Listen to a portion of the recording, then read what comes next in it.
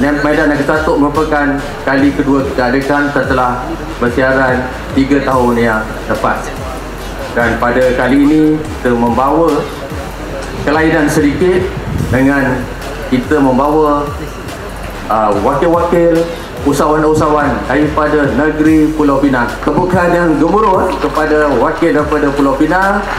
Program pada hari ini bagi saya sangat penting, terutama sekali sebagai landasan kepada usahawan-usahawan di Sarawak terutamanya untuk memperluaskan pasaran mereka bukan sekadar di sekitar Sarawak tetapi Semenanjung dan akhirnya ke luar negara.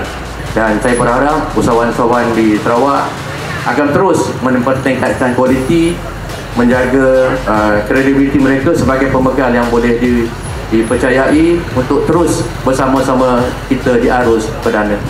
Bersyukur kita kehadrat Allah Subhanahu wa Ta'ala kerana kita dapat bersama-sama pada pagi ini dalam majlis perasmian Karnival Medan Niaga 1 2025.